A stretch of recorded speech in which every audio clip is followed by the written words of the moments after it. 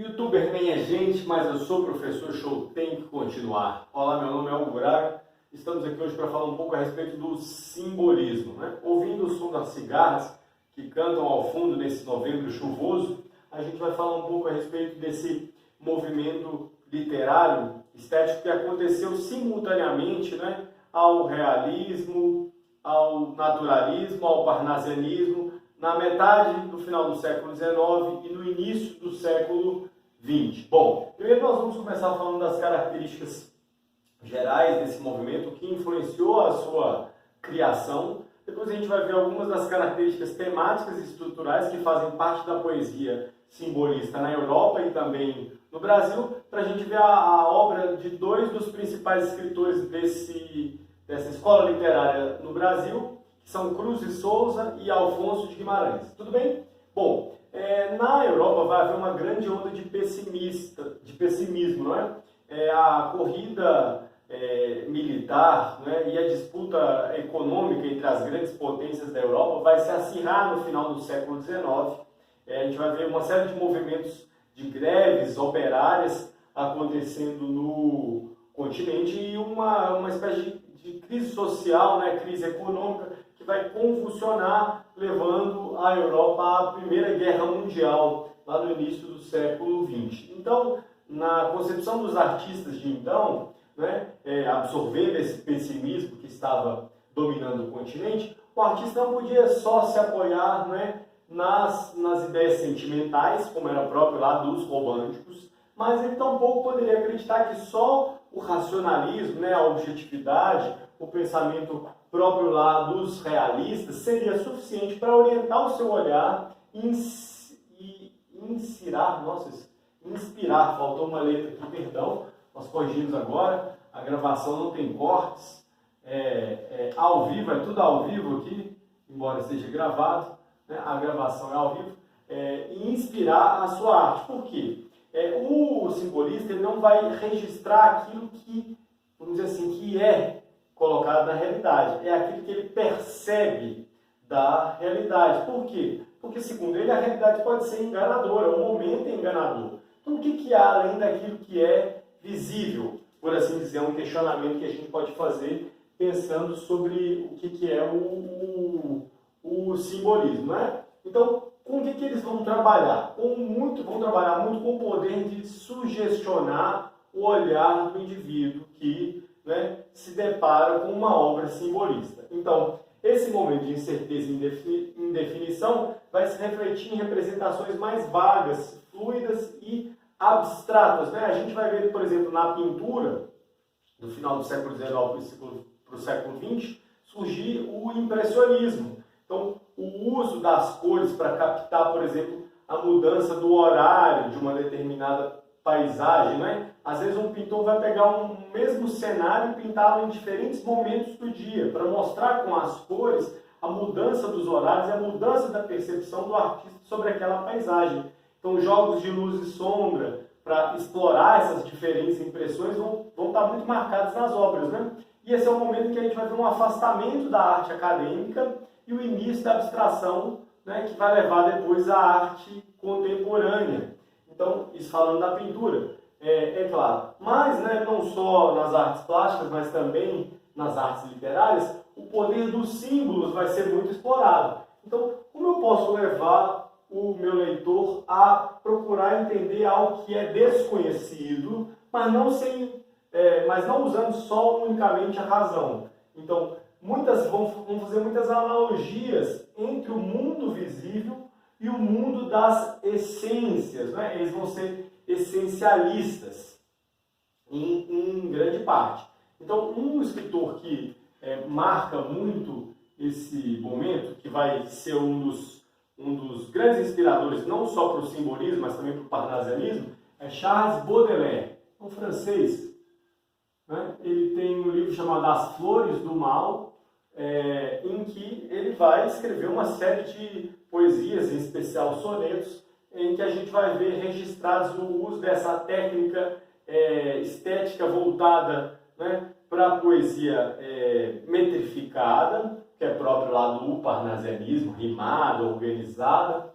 etc. Mas também esse poder da sugestão ao leitor, né? Tem um poema muito famoso, eu vou fazer a leitura para vocês podem procurar depois, adiante, infelizmente ele não está no nosso livro, que é o poema Correspondências. Ele tem muito a ver com isso. Por quê? A finalidade da arte simbolista não é revelar uma ideia, mas sugeri-la, né? Então, ela não dá a ver algo, até porque o simbolista, o artista simbolista, ele desconfia da aparência, né? Ele vai procurar estimular os sentidos humanos, todos eles, de diferentes formas, com muitas associações entre os sentidos, que vai culminar nas sinestesias, a gente vai ver adiante o que é isso, nas características temáticas, né? E permitir a apreensão da realidade, né?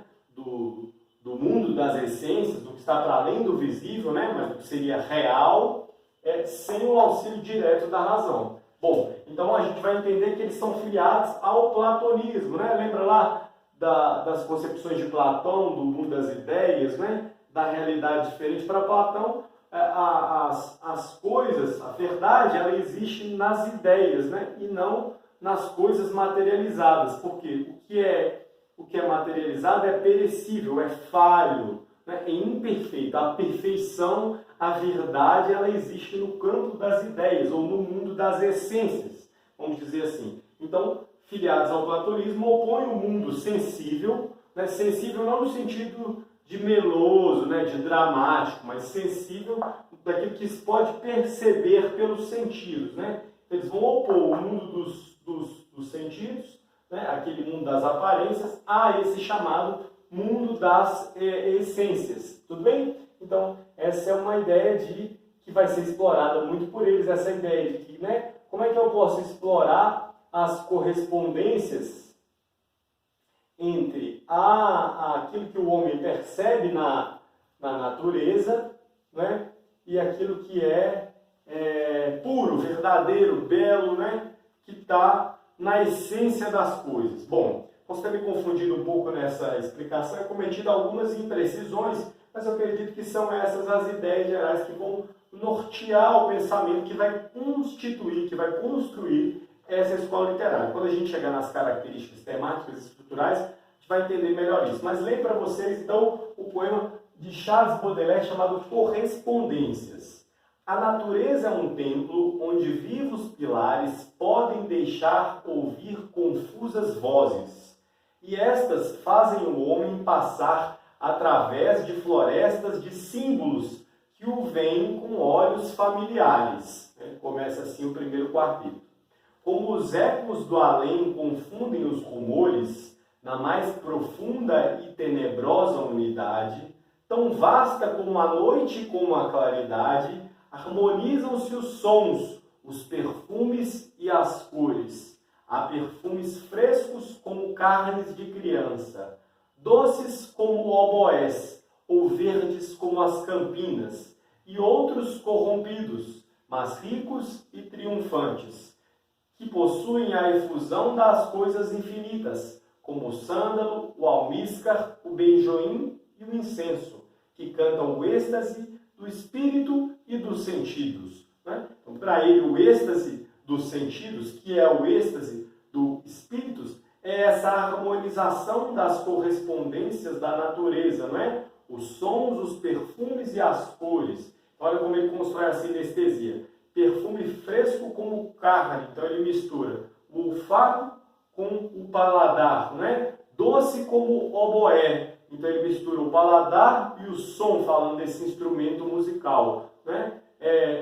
Perfume verde como as campinas, né? Então ele mistura o cheiro e o visual, né? Todas essas concepções elas vão aparecer de diferentes formas na poesia simbolista.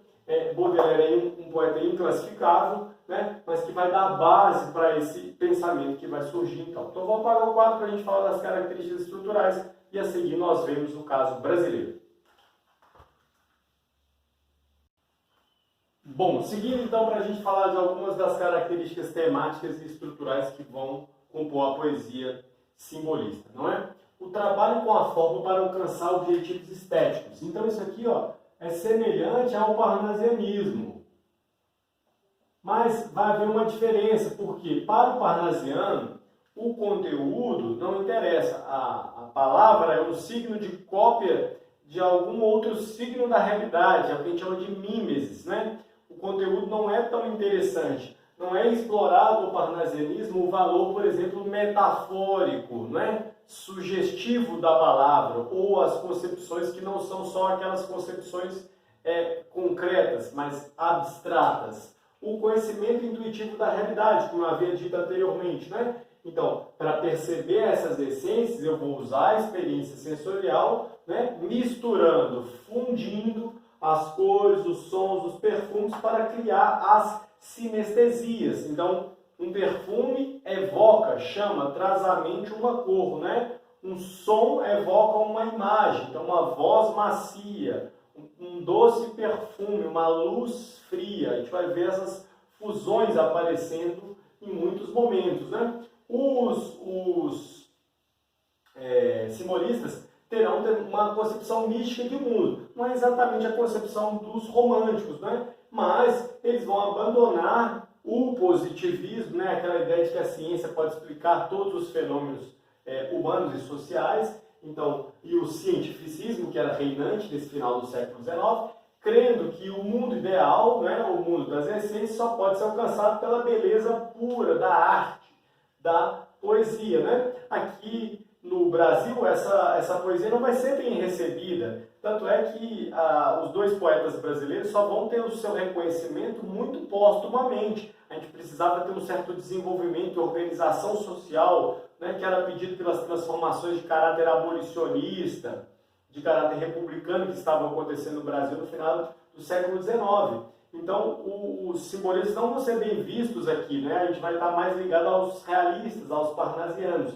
Então, né, só a intuição e a sensibilidade, não a análise social das instituições, pelo contrário, né? Por isso a alienação podem levar à evolução de maneira espiritual, não consciente, né? Eles vão explorar aquilo que depois Freud vai desenvolver, principalmente no início do século XX, sobre o inconsciente, o subconsciente, né? Vão aparecer. Aqui no Brasil eles vão ser chamados daqueles que vivem nas nuvens, os nefelibatas. Eles vão ganhar esse apelido, né? Pelo estilo dele, pela forma como eles vão escrever e colocar a sua arte. Bom, na linguagem, isso vai se traduzir, por exemplo, no uso predominante de substantivos e adjetivos. Então, a gente vai ver muitas imagens e poucos verbos, né? Menos ações e mais imagens aparecendo nas nossas poesias, né? Vai haver uma série de repetições intencionais sonoras, por exemplo, o uso das repetições consonantais, né? As aliterações, ou rimas internas, né? E ao mesmo tempo as rimas internas ali. Os textos também vão ser marcados pelo uso de reticências, né? Aqueles 3 pontinhos ali, marcando umas pausas, conferindo um tom um pouco indefinido, vago aquilo que está sendo dito. Um outro recurso que é típico lá da antiguidade clássica, dos greco-romanos, é construir o texto usando as maiúsculas alegorizantes, né? É como se eu personificasse, é como se eu desse vida, ou fizesse como se fosse visto como divindades, elementos inanimados. Então, o amor com A maiúsculo, cor com C maiúsculo, dor, luz, mistério e tantas outras palavras no meio do texto, e não no início, né? Como era uma marca da escrita formal. Vão aparecer o tempo todo lá na poesia simbolista, né? E a sugestão imagética vai se dar, como eu disse anteriormente, por essa fusão dos diferentes sentidos. Então, uma poesia que é colocada para nós no nosso livro, para retratar essa imagem, é a poesia Antífona, de Cruz e Souza, né? Antífona quer dizer um versículo curto e recitado ou cantado pelo celebrante, antes e depois de um salmo, né? Ao qual responde alternadamente 2 metades de coro. Então, a gente vai ver aqui no alto da página 151, quadro do Monet, que a gente vai ver essa questão das impressões, né? Dos sentidos registrados de maneira bastante fluida, né? Vaga, né? Até um pouco misteriosa, e também a gente vai ver isso. Existem palavras difíceis, então a gente tem que olhar para o vocabulário, né?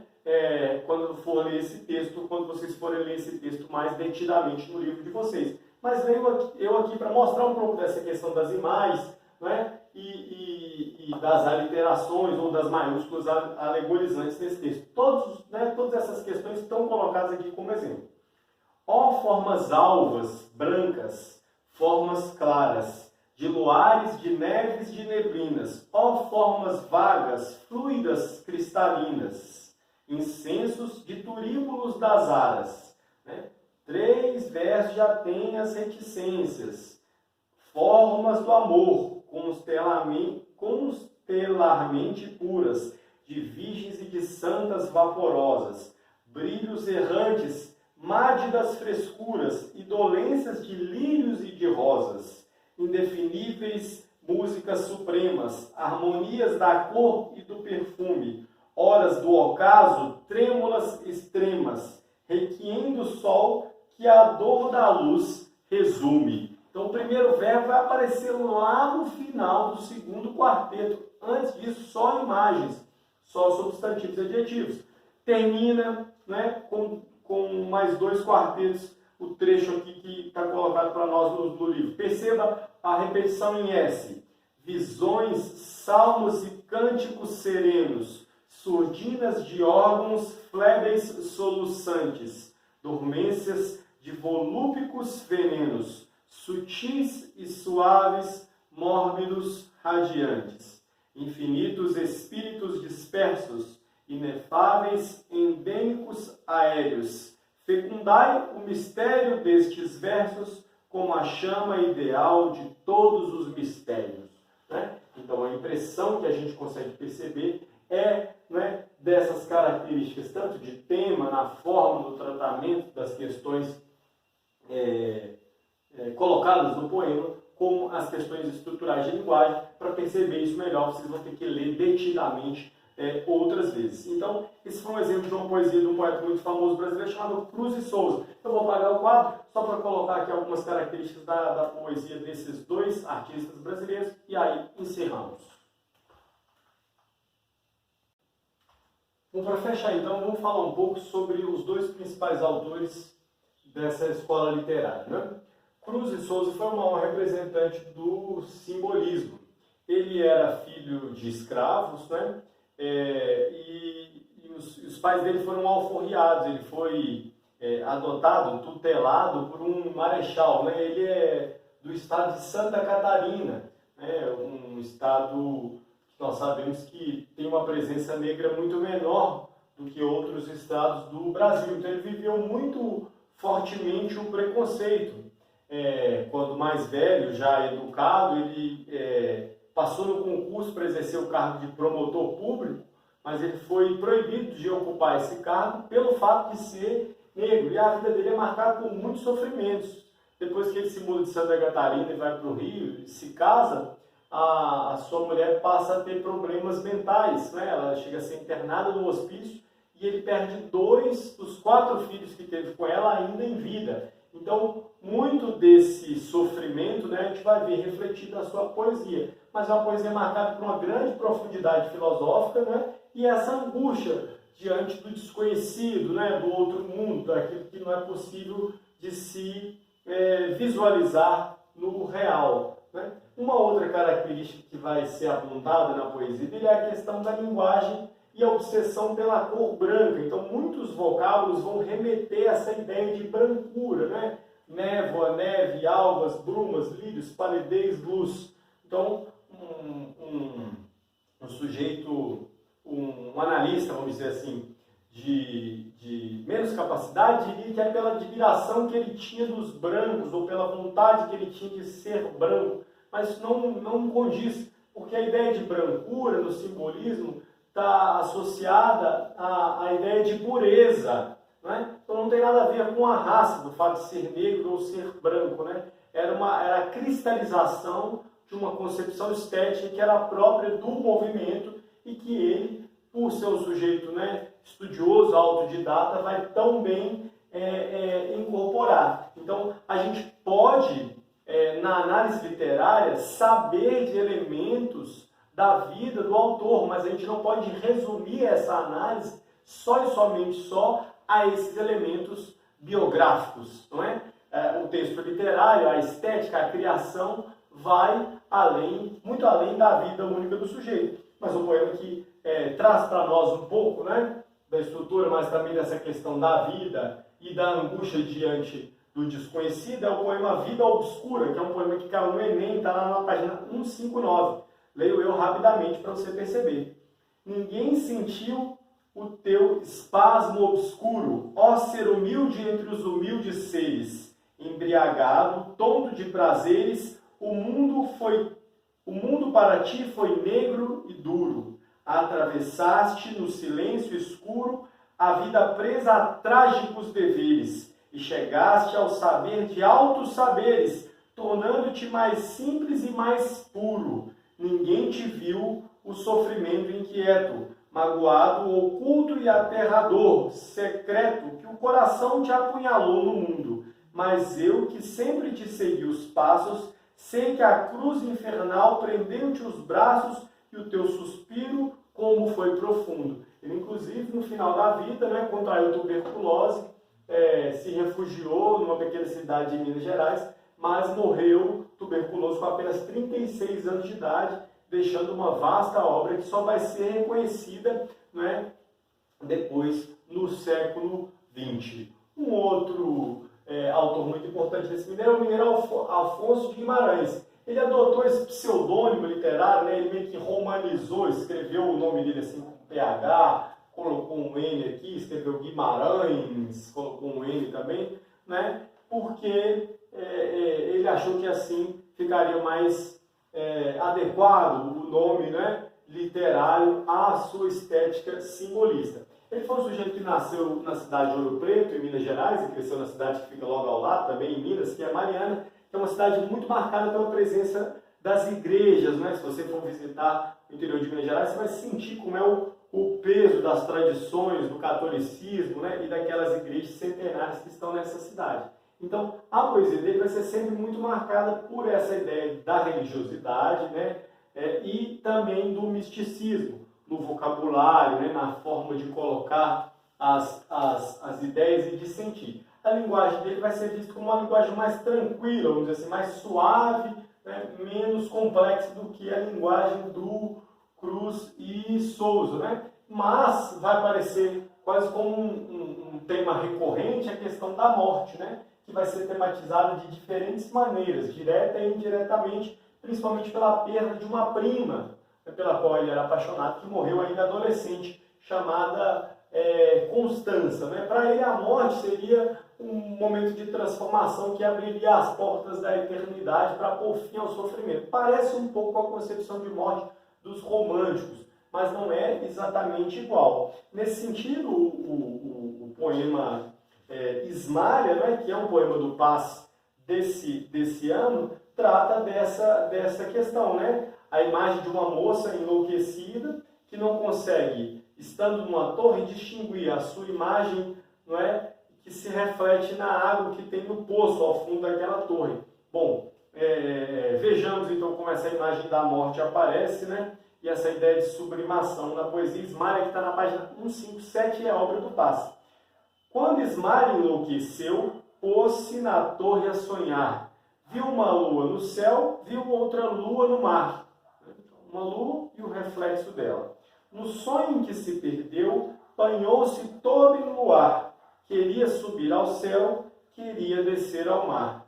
E no desvario seu, na torre pôs-se a cantar. Estava perto do céu, estava longe do mar. E como um anjo pendeu as asas para voar. Queria a lua do céu, queria a lua do mar. As asas que Deus lhe deu ruflaram de par em par. Sua alma subiu ao céu, seu corpo desceu ao mar. Né? Então, nessa imagem da lua que viu, essa moça isolada nessa torre, num momento de loucura, queria encontrar ao mesmo tempo essas duas luas, né? Então, cantando, ela achava que estava mais perto do céu, porque estava na torre, no alto da torre, e longe do mar. E aí, achou que podia voar, se lançou dessa torre para alcançar a lua, né? E aí, a forma como ele termina, né? Como ele simboliza essa questão da eternidade que vai marcar, né? Os poetas simbolizam, dizer que ela encontrou as duas luas, né? A alma subiu ao céu e encontrou a lua que lá fica no céu, e o corpo desceu ao mar, né? Quando ela se joga da torre, e vai encontrar esse outro reflexo da lua. Daí, né, a presença da morte tematizada na poesia de Alfonso Guimarães. Como eu disse, ambos tiveram uma vasta obra que foi ignorada pelos seus contemporâneos, eles não tiveram reconhecimento em vida. Cruz Souza, por exemplo, só teve suas poesias publicadas até póstumamente, né? Alfonso Guimarães viveu um pouco mais, mas os dois trabalharam com essa temática, né, das ilusões provocadas pelo mundo visível. No caso aqui da Ismália, né, a ilusão provocada pelo reflexo da lua que faz a moça se atirar da torre, por exemplo. Tudo bem? Então, isso foi um pouco dessa escola literária, né? Eu espero que vocês tenham compreendido e nos vemos em breve para corrigir os exercícios de vestibulares com relação a todas essas últimas escolas literárias que a gente vem estudando. É isso aí, muito obrigado pela sua atenção.